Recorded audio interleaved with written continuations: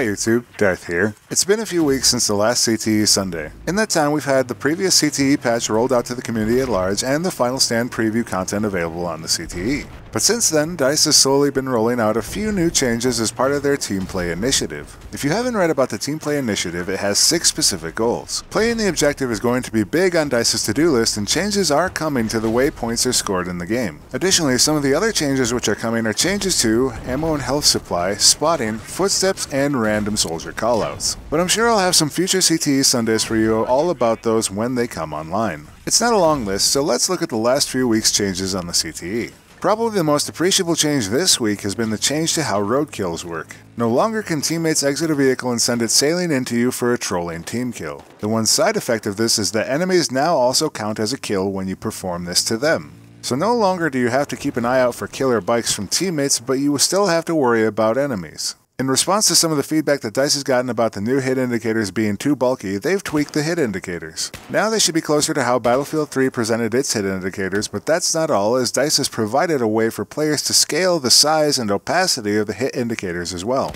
Frankly, I thought they were fine before this change, but if this bothered you, you've got choices coming from the CTE. Next up is improved visibility and a heads-up display for vehicles. This will be particularly noticeable in aircraft flying against bright backgrounds or in blinding snowstorms like in Final Stand. This will make it easier to be able to read important instrument data on the HUD like the speed indicator. So again, this is a nice little tweak from DICE. Another change that debuted a few weeks back was a change in how battle pickups are handled by the game. My suspicion is that this change was driven from feedback on the availability of Final Stand pickup weapons, as in people had a very hard time getting their hands on them.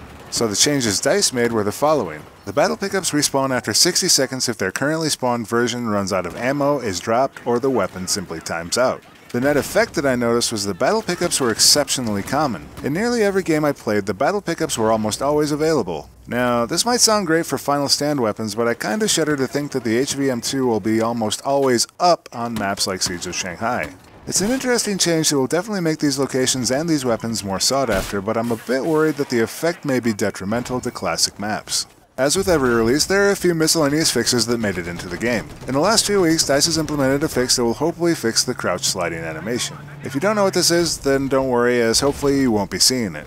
Additional fixes include making the defensive shield icon for Doritos optional, fixing an issue with joysticks hot plugging, animation fixes for reloading, melee, and a slight tweak to the animation when entering sprint. So where's the CTE heading from here? DICE has mentioned that they intend to bring the Final Stand maps back for another pass in front of players in the next few weeks. So we'll get another crack at that DLC, and I suspect that development for the DLC is probably taking up a fair bit of their time. So it remains to be seen when we'll start seeing major groups of features being put on the CTE for testing. Be sure to keep an eye here and on the CTE blog for when updates are released. In any case, that's it for this episode of CTE Sunday. If you found this video helpful or insightful, please be sure to leave a like. If you're new around here, please check out my channel and consider subscribing.